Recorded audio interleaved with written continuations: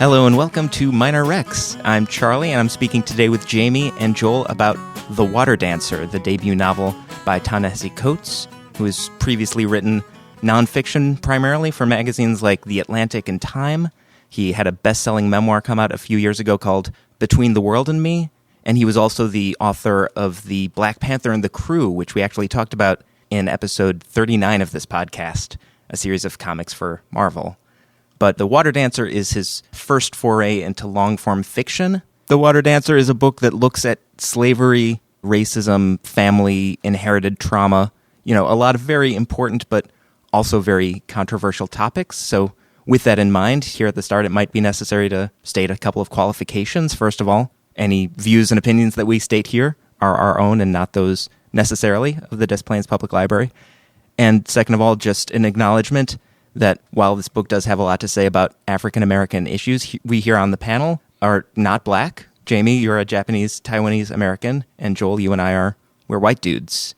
I don't think that disqualifies us or precludes us from being able to talk about the book, but I would like to acknowledge that when we talk about the black experience, we're definitely not drawing from firsthand knowledge, but, from our takeaways.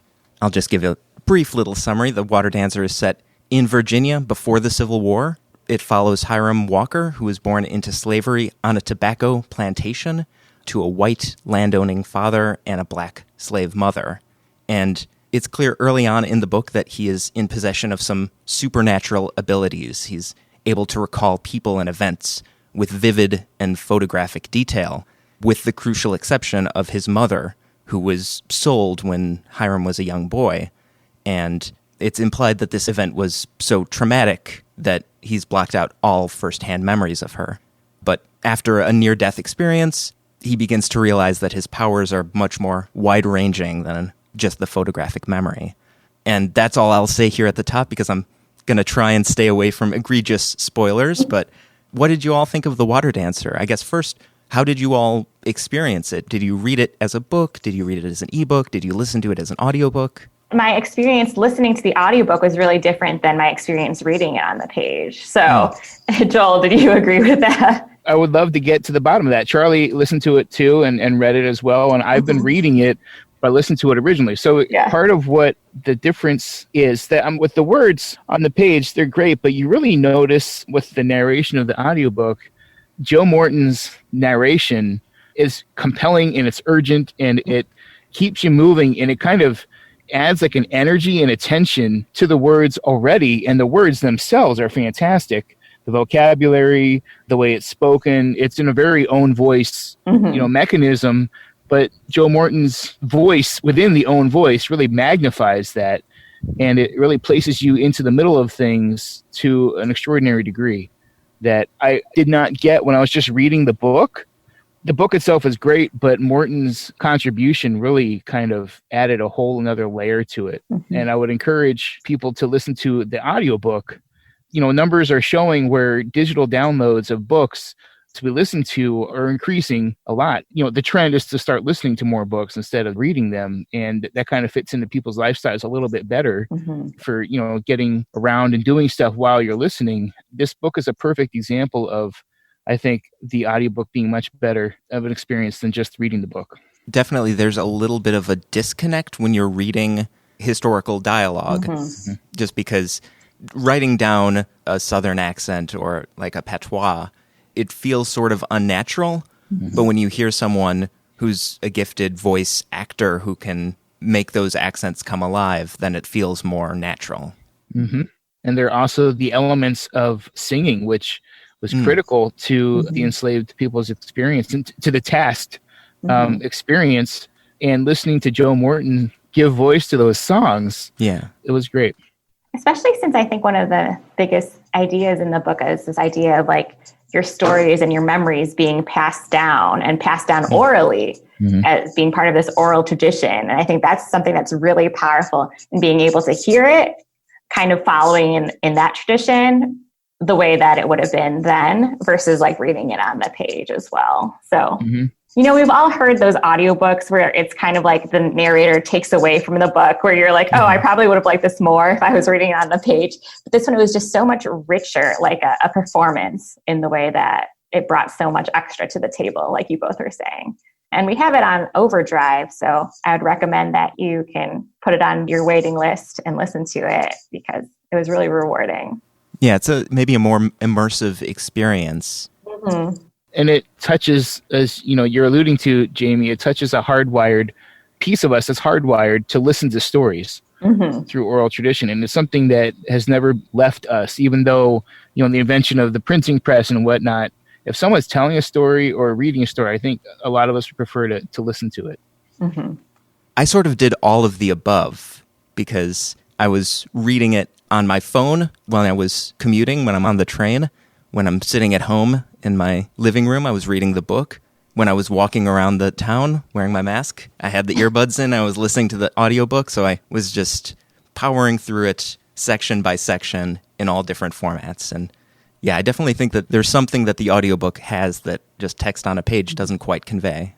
One of the interesting things when I was reading reviews of this novel is that they talked about Coates' strengths as an essayist and nonfiction is maybe one of the things that didn't serve as well in the novel in terms of the characters' voices being able to distinguish from each other. That sometimes the dialogue was more monologue heavy, that each character would really speak at length and that the voices sounded more similar. I think that did occur to me when I was reading it as a book, not so much in the audiobook version. And I think because he just has his skill and his ideas and bringing them all together cohesively is so strong. And that is hard to put them into your characters' mouths in ways that seem distinct, I think. I agree. And I'd have to say, personally, as a reader, I don't easily engage with fiction that much. Like, I devour memoirs and nonfiction essays and oral histories. But the rhythm of fiction has never been as natural for me to get into. And I'm not sure exactly what the block is. Maybe I'm just impatient. But I also feel like I'm kind of committing a sacrilege on a library podcast, working at a library, kind of admitting literary fiction is this blind spot. But anytime a novel's prose gets too purple, like, I'm out. My mind wanders and I start to wonder, like, how is this relevant to me right now? And I think the reason I persevered with this book, apart from knowing that I would have to talk about it on a podcast, is that I had previously read some of Coates' nonfiction essays for The Atlantic, particularly the one that he wrote about reparations, which I think was called The Case for Reparations. And I was just really impressed by his way of taking historical examples and using them as a bridge into the present. And that's definitely a strength of this book. My favorite passages of the book are when the narrator, Hiram, sort of zooms out from the action that's taking place in front of him and sort of lays out the whole situation in a paragraph that could be applied to any time in history, in the past and ongoing. The one sentence that sort of stopped me in my tracks was, "The masters could not bring water to boil, harness a horse, nor strap their own drawers without us. We were better than them. We had to be. Sloth was literal death for us, while for them it was the whole ambition of their lives." And I just read that and reread it for a good 5 minutes because, like, in that, like, that's kind of the history of America, right? There's the people who have and the people who don't have. Well, and that was reinforced throughout the whole book, that whole theme of the family who had been there for generations were now picking up and moving to the West. The plantation owners are moving to the West, to Kentucky and other parts. And, things maybe weren't so good in Virginia, and tobacco wasn't growing as well. And, things weren't very good economically for the plantation owners. But for, as Hiram calls them, the task, the enslaved people, literally was when people moved west, they would either take their slaves with them or they would sell them down into the South. And that's like just basically either death for the soul or literal death for many of these people. They called it the coffin, the Deep South, which really resonated with me. It was just like, that's how matter of fact he was throughout this whole book. To get sent Natchez way, reading Natchez, Mississippi, was to be just sentenced to death, essentially. The diversion there is people were having, sure, economic trouble versus the enslaved population weren't going to have just an economic trouble. They're going to, be destroyed. The luxury of being able to worry about that was very apparent. The luxury of the plantation owners was just kind of reintroduced many times throughout the book. Yeah. That passage that you read is very descriptive of that. It's interesting to me how blind the quality are to a lot of the very significant things that are happening in front of them. One example that's, I think, particularly rich in metaphor is their over-farming of the tobacco fields. Mm-hmm. This is, supposed to be the lifeblood. This is what they do. And we hear early on that the fields of Lochless, they used to yield plentiful tobacco plants. And then the folks in charge kind of took that very short-term information and decided to keep planting again and again on the same fields year after year. And the 21st century reader knows that's totally unsustainable. Right. And also the task can sense that is not a sustainable way to farm. Mm-hmm. But the quality are kind of so short-sighted and willing to believe in convenient fiction that they don't really consider that their actions are responsible for the diminishing returns.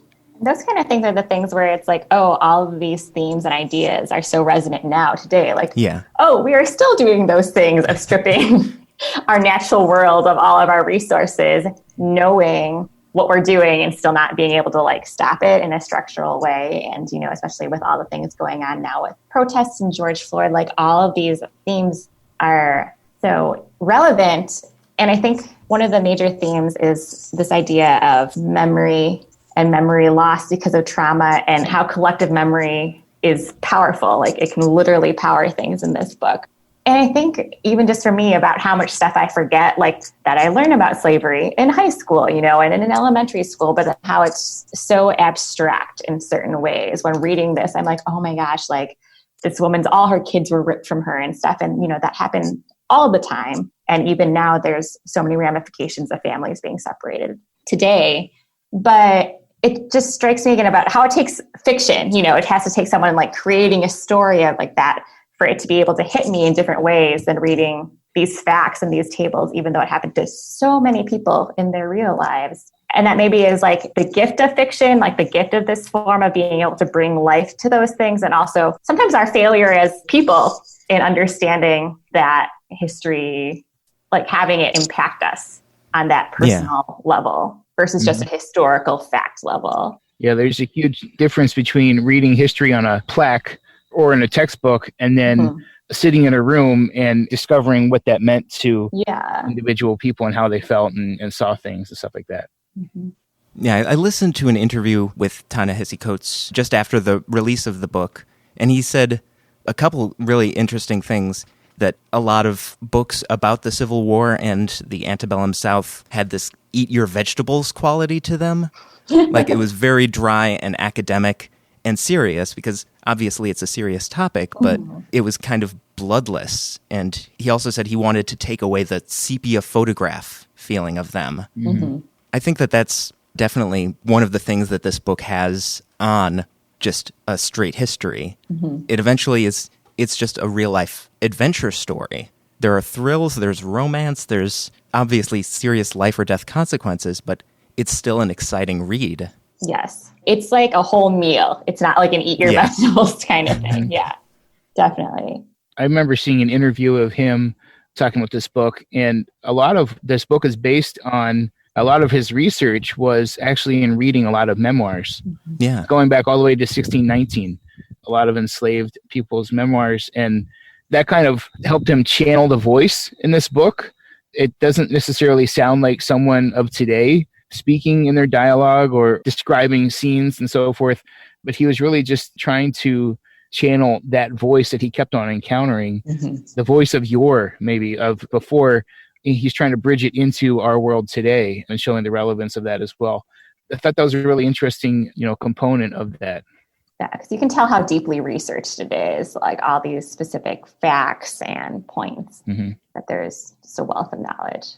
And I was thinking about, I had read something in one of his interviews is that he was saying that with a book, unlike when he writes his nonfiction articles, I think he specifically talked about for the case of reparations, that people will write reaction pieces right away without actually reading the article. They'll like read the headline and then have this very strong reaction and write a response. So he was excited about talking about this book because if people talk about it, they actually have to like read it and engage with it in a way they don't for these like think pieces or headlines. So do you feel like that's true for a book like this, that it reaches different people than his essays would, or like a book like Between the World and Me would reach? Yeah, I think it's definitely something that would open up some of these topics to folks who wouldn't be disposed to read a collection of essays. There's obviously still a lot of discomfort about some of these topics because they are still so relevant. And I think that being able to have the context of the institution of slavery as technically a past thing, but still so many of these power dynamics and issues being so relevant, it makes it lively in a way that if it was just an essay, it wouldn't have had. Mm-hmm. And of course, also having the element of the supernatural, the element of magic. Mm-hmm. Yeah, one thing I thought was so interesting is that, this is not the first slave narrative that has the magical realism idea in it. Like in a previous episode, we talked about Kindred by Octavia E. Butler, which also sort of used the slave narrative as a way of explicating the effects of historical trauma on the Black community. Mm-hmm. And I think that it's interesting that, like, not just that book, but also Beloved by Toni Morrison and The Underground Railroad by Colson Whitehead. Yeah. It's almost like slavery is such a horrifying thing that we need to use supernatural components to drive that home. Yeah. Kind of like an inexplicable horror type of a thing. Yeah. That fits in with that. In this case and in Beloved, I think the supernatural elements tend to reinforce the idea of memory. And I think it's not just like, oh, let's put supernatural elements into this because it's such a terrible situation. I think it's such a terrible situation, and we want to highlight these factors that are critical to understanding this terrible situation. Therefore, we will use supernatural elements or magical realism to highlight this particular aspect of memory. I think it's another way of reframing the story and helping it pack more punch into the, if any more punch is needed. But just to kind of shatter, we referenced before, our historical understanding of slavery, and to really bring it home into the personal understanding of what really occurred. And I really like that word you said of spiritual, even though then you use I think spiritual feels like it fits with this idea here, especially as I think about everyone in their community who was gone before them, everyone who had died, everyone who had been sold, that it definitely does feel like a spiritual memory that was being used. It goes back to also the driving force behind, the reason of being. And there's always, in this book, he's always trying to go back for Sophia and, what is powering him, his lost memories of his mother, going back for someone, trying to rescue someone from the coffin, that kind of thing. I was just going to kind of bring it back to what Jami was saying about family separation being such an important part of this book, because obviously there's a lot of physical and mental violations that are depicted in this book, but I think that the book is particularly concerned with the family separation. It's there right at the start with Hiram being separated from his mother, but it recurs throughout, and it's just a scar of people who are being kept from their loved ones. And, that's arguably more cruel than physical torture because, it spans generations. And it'll mark you forever. Like it changes your personality, your trajectory. Yeah. And that's kind of how memory becomes so important, because it's the way that you can connect with people who aren't physically there anymore. Yeah, I think making memory this character's superpower, so to speak, even though it's not ever, like at the very beginning he uses it as a parlor trick, but quickly realizes that, it's something that you can't show off. But I think it really changes the narrative because, like, most narratives are told from the perspective of people with fallible memory. Everyone's got, fallible memory. And when you're telling a story, there's always that doubt. Like, I could be misremembering this, but in Hiram's case, he's not misremembering anything. Like, he hears a conversation and it's there, it's saved. It's like a data bank. But he's not like emotionless. He's not like Data from Star Trek. Like, he's not just someone who knows things. Because he has such a perfect recall, like, he's very perceptive about his situation, and he's able to see the imbalance of power and the consequences, and to remember people's stories, I guess, most of all. One other thing just on memory, because I guess there is a difference between memory and knowledge. But, like, I think it's really interesting that Hiram's father sort of gives him free rein to read anything in his library. And his father has this, massive library filled with tons of books about history and geography and philosophy, but it's really there for decoration. He's not actually read any of these books. And Hiram reads it all and remembers it all. And it gives him, this sense of possibility and maybe an eye for human nature that is unique. As opposed to his half-brother, Maynard, who was supposed to be the heir of Lochless, who was given all those opportunities and had access, potentially, to all that lineage, history, memory, and then just disregarded it. And so you can see how all this collective information, knowledge, like you said, can just go die with one person. Yeah. Yeah. It makes me think of how now with the internet, all of our information can be archived. I think we've talked about this before, but then Joel, when you were talking about what you talk about in library school is how to kind of make this accessible or be able to even get to it, because there's so much now with the digital archive that it just, forever. How do you find out what's important in that? How do you sort through all of it? Right.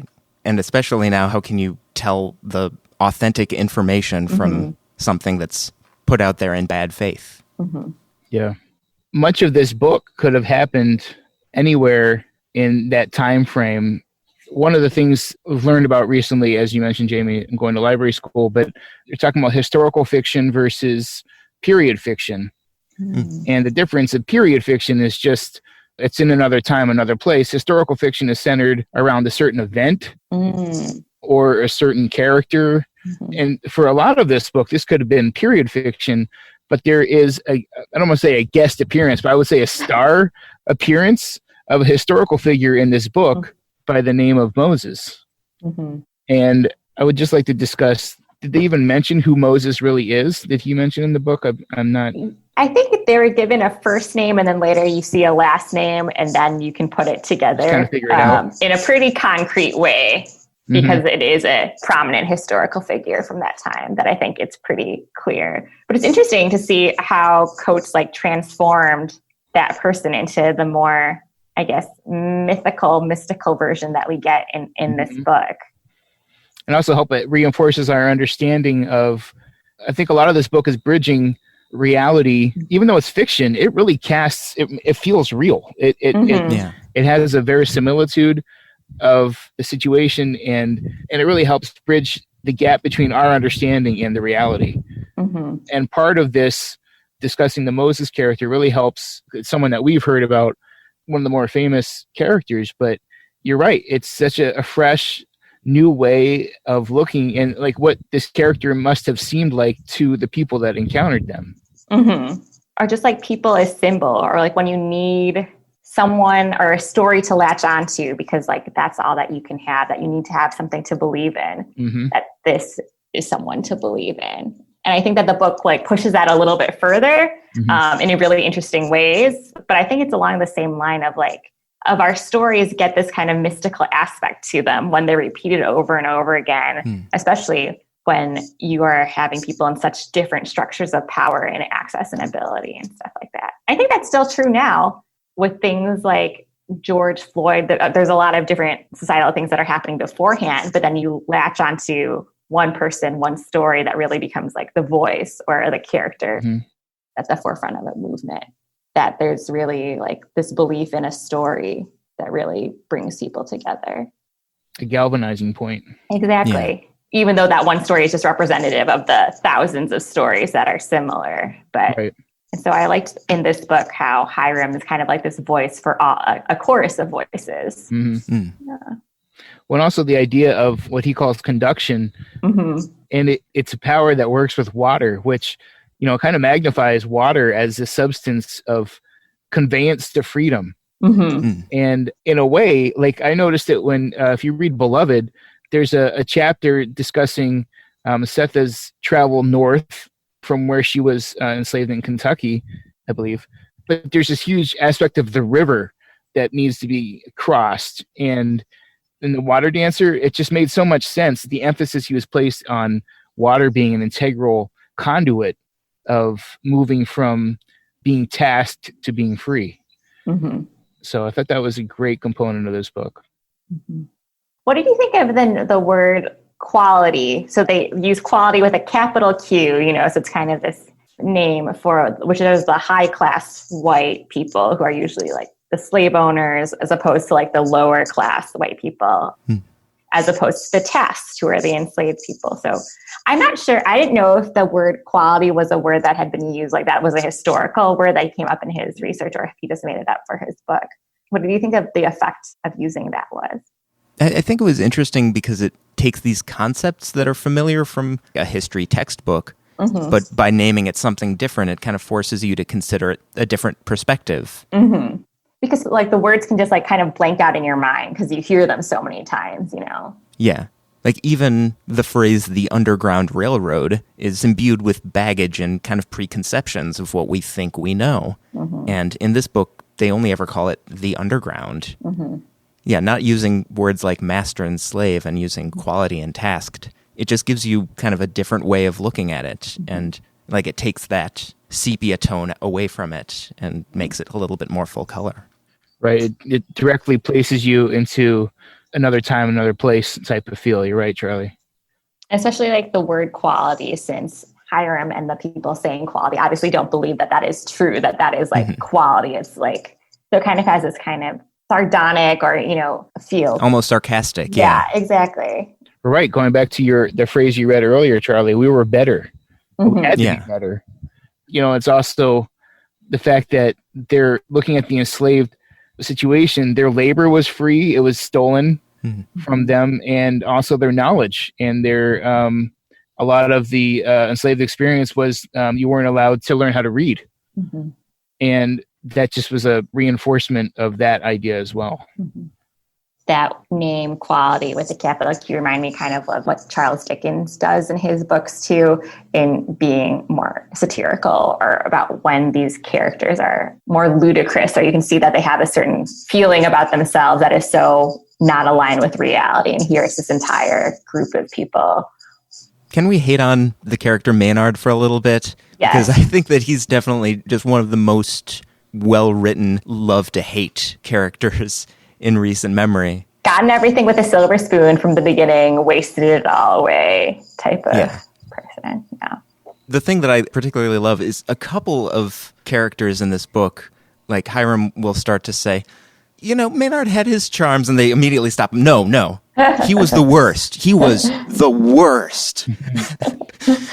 And in a book that's not generally funny, it definitely seems like he's having a little bit of fun, just sort of hating on this character.